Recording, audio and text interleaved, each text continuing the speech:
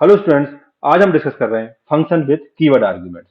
Previous lecture में हम function with default argument discuss कर चुके हैं। हम ये भी डिस्कस कर चुके हैं कि फंक्शन किसी वैल्यू को रिटर्न कैसे करता है। अगर आपने हमारा प्रीवियस लेक्चर नहीं देखा है तो उसे एक बार जरूर देख लीजिएगा। लिंक आपको वीडियो डिस्क्रिप्शन में मिल जाएगी। चलिए स्टार्ट करते हैं आज का लेक्चर। तो basically function with keyword arguments का मीनिंग ये होता है कि यहाँ पर हम जब भी फंक्शन को कॉल करेंगे तो वहां तो कॉल करते वक्त हम उसके अंदर जो वैल्यू पास करते थे वो हमेशा विथ रिस्पेक्ट टू की पास करेंगे। की मतलब पैरामीटर का नाम, मतलब जिस पैरामीटर के लिए जो वैल्यू है वो उसके साथ लिखेंगे। ऐसा करने से फायदा क्या होता है? ऐसा करने से फायदा ये हो जाता है कि अब मुझे आर्गुमेंट्स का जो सीक्वेंस है वो मेंटेन नहीं करना पड़ता। मतलब नॉर्मल कॉलिंग में क्या होता था? नॉर्मल कॉलिंग में ये होता था कि आप जब भी फंक्शन को कॉल करते थे तो जो फर्स्ट वैल्यू होती थी वो हमेशा फर्स्ट आर्गुमेंट में जाती थी और जो सेकंड वैल्यू होती थी वो हमेशा सेकंड आर्गुमेंट में जाती थी। पर कीवर्ड आर्गुमेंट से जब आप कॉल करोगे तो ये प्रॉब्लम खत्म हो जाएगी। देखते हैं कैसे। तो देखो मैंने यहाँ पे लिखा है सिंपल, ये आर्गुमेंट 1 है और ये आर्गुमेंट 2 है। अब जब भी अगर मैं इसको नॉर्मल फंक्शन से कॉल करूंगा तो जो पहली वैल्यू होगी वो किसमें जाएगी? वो arg1 में जाएगी और जो दूसरी वैल्यू होगी वो किसमें जाएगी? arg2 में जाएगी। पर अगर मैं कीवर्ड आर्गुमेंट की हेल्प से कॉल करूंगा तो ये सीक्वेंस मैटर नहीं करता है। देखिए यहाँ पर कीवर्ड आर्गुमेंट इस तरीके से होता है कॉल। मैंने क्या किया, मैंने यहाँ पर सिंपल arg2 लिखा इक्वल टू वैल्यू 2, तो ये जो वैल्यू 2 है वो किसमें जाएगी? वो arg2 में जाएगी।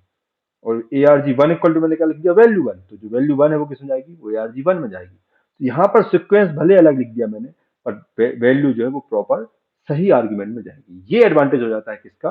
फंक्शन विथ कीवर्ड आर्गुमेंट्स का। एग्जांपल से देखेंगे तो समझ आएगा। मैंने एग्जांपल के लिए सिंपल फाइल ओपन कर रखी है, ठीक है। इसे मैं सबसे पहले फंक्शन बना लेता हूँ। तो मैं एक डेफ नाम का फंक्शन बनाया, माय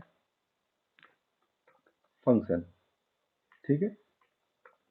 और इसके अंदर मेरे पास दो आर्गुमेंट है, सपोज एक नेम है और एक लास्ट नेम है, ठीक है। और ये फंक्शन जो है वो सिंपल वैल्यू प्रिंट करा रहा है, प्रिंट एक सिंटेक्स प्रिंट करा रहा है, माय नेम इज, और जो भी नाम है वो नेम प्रिंट करा देगा, comma space last name print कर देगा, ठीक है। तो ये जो है मेरा सिंपल फंक्शन है। इसको कॉल कैसे करेंगे हम? तो सिंपल कॉल करने के लिए हम क्या लिखते हैं? My name, sorry my function, ठीक है। ये सिंपल मैं कॉल करूंगा यहाँ पे, ठीक है। तो यहाँ पर मुझे आर्गुमेंट की वैल्यू देनी पड़ेगी। सपोज मैंने वैल्यू दे दी क्या? मार्क वुड, ठीक है। तो क्या होगा? ये जो पहली वैल्यू होगी, ये मार्क जो होगा वो किसमें जाएगा? वो पहले आर्गुमेंट में जाएगा। और जो वुड है वो किसमें जाएगा? वो दूसरे आर्गुमेंट में जाएगा और उस तरीके से वैल्यू प्रिंट हो जाएगी। देखते हैं, मैंने सेव कर दिया है, ठीक है। ये मैं ओल्ड डेटा को क्लियर कर देता हूँ, ठीक है। अब इसे रन कराते हैं। तो रन कराया तो आउटपुट क्या आएगा आपका? देखिए ये आ गया, my name is Mark Wood, ठीक है। पर अगर मैं सपोज इसका सीक्वेंस चेंज कर दूं, मैंने कर दिया यहाँ पर क्या, वुड पहले लिख दिया, कॉमा फिर मार्क लिखा, तो अब क्या होगा? तो कंपाइलर इसे रिकॉग्नाइज नहीं कर पाएगा। वो तो क्या करेगा, जो पहली वैल्यू होगी उसको पहले आर्गुमेंट को दे देगा और जो दूसरी वैल्यू होगी वो दूसरे आर्गुमेंट को दे देगा। तो आउटपुट क्या आ जाएगा? My name is would mark, जो कि गलत आउटपुट हो गया, ठीक है। तो ये देखिए वुड मार्क। तो ये प्रॉब्लम सोल्व हो जाती है किससे? ये प्रॉब्लम सोल्व हो जाती है कीवर्ड आर्गुमेंट से, जब हमें सीक्वेंस पता नहीं होता है आर्गुमेंट्स का कि आर्गुमेंट्स किस सीक्वेंस में रखे हैं हमने। तो उस सिचुएशन में हम क्या कर सकते हैं? हम यहाँ पर कीवर्ड आर्गुमेंट का यूज करते हैं। कीवर्ड आर्गुमेंट मीन्स की कैसे? मुझे पता है कि वुड किसका नाम है, वुड जो है वो लास्ट नेम है, तो मैं लास्ट नेम इक्वल टू लिख दूंगा वुड। और मार्क मुझे पता है कि क्या है, ये नेम है, तो मैंने नेम इक्वल टू लिख दिया मार्क। तो अब फर्क नहीं पड़ता है कि आपने इनका सीक्वेंस क्या लिखा है, किसे बाद में लिखा है, किसे पहले लिखा है। अब देखो क्या होगा, जो वुड होगा वो किसमें जाएगा? वो लास्ट नेम में जाएगा, जो लास्ट नेम जहां पे भी होगा। और जो मार्क होगा वो कहाँ जाएगा? वो नेम के अंदर जाएगा। और इस तरीके से आउटपुट हमारा प्रॉपर सही आएगा। देखिए अब मैं इसको चलाता हूँ तो देखिए आउटपुट क्या आ गया? My name is mark. अब मैंने पहले भी लिख दूं तो भी कोई दिक्कत नहीं, आप इसे पहले भी लिख सकते हो, ठीक है। ये देखो मैंने पहले लिख दिया, अब भी आउटपुट क्या आएगा? My name is Mark Wood. क्यों? क्योंकि अब तो सीक्वेंस भी बन गया है। मतलब कहने की बात है कि आप सीक्वेंस आप चेंज भी कर सकते हो, कोई प्रॉब्लम नहीं। क्यों? क्योंकि आपने जो आर्गुमेंट पास करे हैं वो विथ की करे हैं। आपने बताया है कंपाइलर को कि ये वैल्यू किस पैरामीटर के अंदर जानी चाहिए। ये एडवांटेज हो जाता है किसका? Argument with keyword, keyword with function with keyword argument का।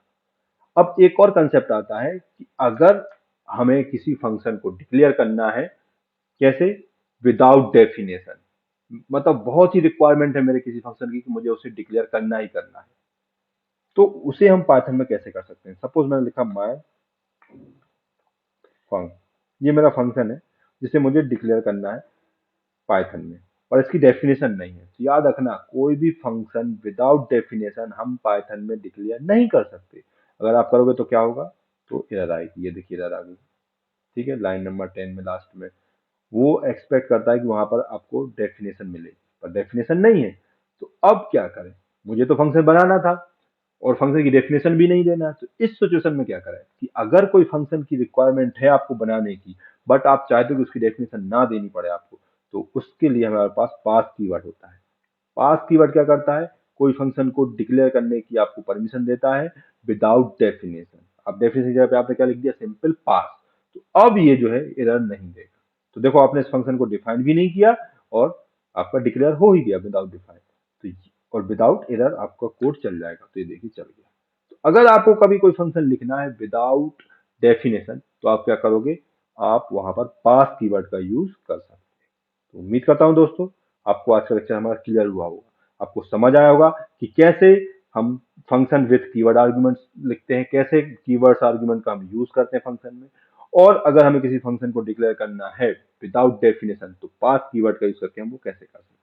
अगर आपको सारी चीजें क्लियर हुई तो प्लीज वीडियो को लाइक कीजिए, लाइक करने के साथ साथ शेयर भी कीजिए, और चैनल पर नए हैं तो इसे सब्सक्राइब करना मत भूलिएगा। सब्सक्राइब करने के बाद वहां पर बेल आइकन बन के आएगा, उसे दबाइए ताकि आपको हमारे नेक्स्ट वीडियो का नोटिफिकेशन मिल सके। मिलते हैं अगले वीडियो में, तब तक के लिए नमस्कार।